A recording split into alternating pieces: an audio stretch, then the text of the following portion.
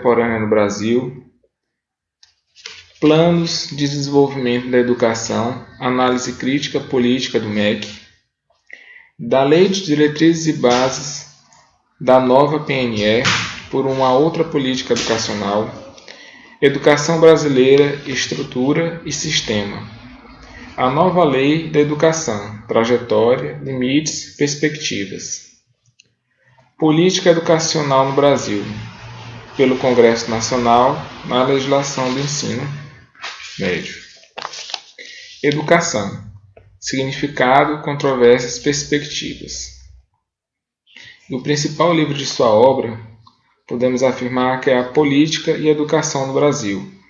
Papel do Congresso Nacional foi feito diante das leis 5.540, que foi organizado durante a reforma, o golpe militar, que ficou conhecido como a Lei da Reforma Universitária, e a Lei número 5.692, que ficou conhecida como a Lei da Reforma do Primeiro e Segundo Grau. A pedagogia histórico-crítica leva à conclusão que não havia um sistema educacional impresso na Lei de Diretrizes e Bases de Educação. A teoria educacional tradicional e a tecnicista, que não eram teorias críticas, elas só reproduziam a classe social dominante. Houve um período que a burguesia afirmou realizar uma teoria educacional revolucionária, que mudaria os paradigmas da sociedade. Mas, na verdade, nada mudou. Não houve transformação no campo social. E o plano educacional dessa época era só a reprodução, continuou sendo apenas a reprodução. A função da escola era reduzida. Ela apenas reproduzia a forma social dominante. Demerval, ele avaliou algumas teorias para poder formar a sua teoria histórico-crítica. Dentre as teorias que ele concordava em parte e discordava em outros pontos, a primeira teoria foi a teoria da reprodução, de Pierre Bourdieu, que era uma teoria do sistema de ensino com violência simbólica. Não é marxista, é weberiano, no campo teórico da sociologia. A segunda teoria é a teoria de ideologia e aparelhos ideológicos do Estado, de Louis Althusser. O autor era marxista, mas fazia uma leitura estruturalista do marxismo. A terceira teoria, temos a teoria da escola capitalista na França, de Christian Baudelaire, que era marxista, acreditava na luta de classes, guiava-se pela categoria de contradições. Nenhuma das três teorias satisfaziam Demerval. Então, em 1982, ele dá início à sua teoria pedagógico-histórico-crítica, que era uma teoria crítica, como já tem o título da teoria. Não pretendia a representação da classe dominante do momento. Justamente o objetivo era a mudança desse paradigma social. E a característica, como ele era marxista, ele acreditava nas contradições da dialética que o capitalismo imprimia.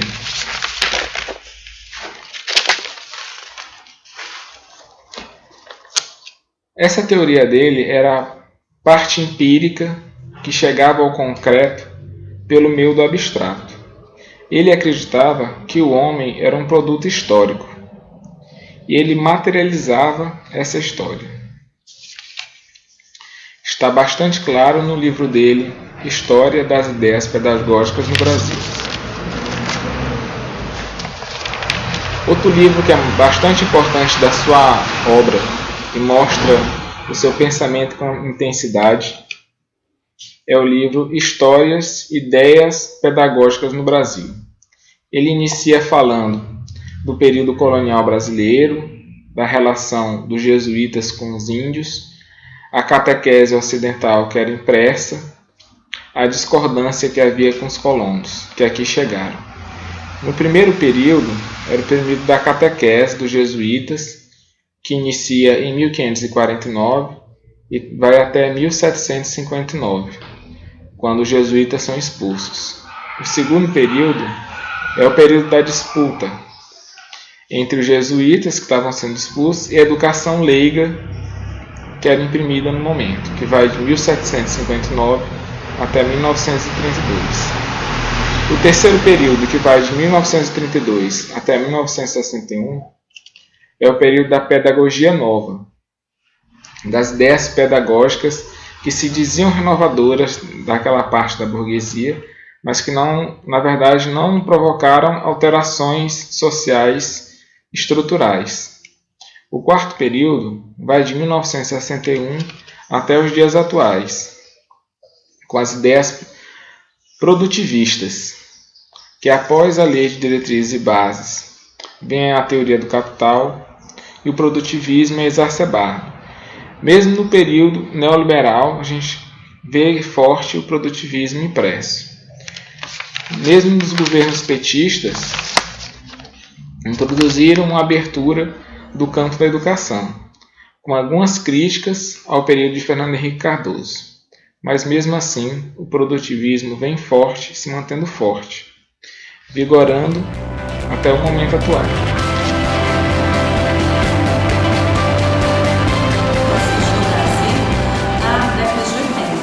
Tem como principal precursor dessa teoria o professor Demerval Saviani. Essa teoria ela surge no momento em que o Brasil está saindo aí ele está no regime militar. O regime militar ele se dá no Brasil no período de 1964 a 1984. É um período de redemocratização do país, é um período de mudança, é um período que se pede uma mudança, principalmente uma mudança política, que são eleições diretas. Mas para Demerval Saviani, essa mudança ela não poderia só ser uma mudança política, ela também passaria por uma mudança social da realidade. E essa mudança social, necessariamente, passaria pela escola, pois somente através da escola essa mudança social seria possível. Por quê? Porque as pessoas, tendo acesso ao conhecimento, a pessoa muda, a pessoa poderia mudar essa realidade social, seria uma pessoa com uma criticidade bem maior. E foi acessado nessa ideia de escola para todos, dessa universalização do saber, que ele se torna muito conhecido no Brasil. Mas, segundo ele, a educação em si só, ela não seria a salvadora da pátria. Por que ela não seria a salvadora da pátria? Porque não é somente a educação que poderá mudar a sociedade. Ela pode mudar sim, quando um sujeito ele se apropria do conhecimento. E esse conhecimento faz com que essa pessoa promova novas mudanças na sociedade. No entanto, Saviani, ele defende a mudança social, ela só será possível se o proletariado ele tiver acesso aos mesmos conhecimentos que a burguesia tem. Como que ele chegaria a esse acesso a esse conhecimento? Através desse acesso ao conhecimento, através das teorias do conhecimento historicamente produzido. Através das teorias do conhecimento historicamente produzido. Esse conhecimento historicamente produzido, ele seria apropriado pelo proletariado através dessa universalização do saber. E através dessa universalização do saber, dessa chegada a esse conhecimento, ele promoveria mudanças através desse conhecimento. E essa mudança poderia ser através dos meios de produção. Quando ele conseguisse chegar a esses meios de produção, ele também conseguiria mudar o modo de produção, porque era uma nova forma de pensar. E promovendo novos modos de produção, poderia superar aí o capitalismo. Para isso, primeiramente, é necessário dotar o proletariado desse conhecimento. E o conhecimento, esse saber, ele é produzido nas relações sociais. E portanto, o conhecimento que poderia ser esse saber, ele também é histórico, porque ele é produzido ali nas relações sociais. Segundo Demerval Saviani, para ele e também para Marx, o trabalho é a essência da realidade humana. Por que o trabalho é a essência da realidade humana? Pois é através dele que o homem age sobre a natureza, ajustando as suas necessidades. Então, segundo Marx, as escolas politécnicas, elas não poderiam ensinar somente profissões, elas ensinariam também a compreender o processo de produção. E através dessa compreensão, através desse conhecimento, os novos modos de produção, o proletariado, ele também poderia agir ali na realidade dele, na sociedade, mudando esse pensamento.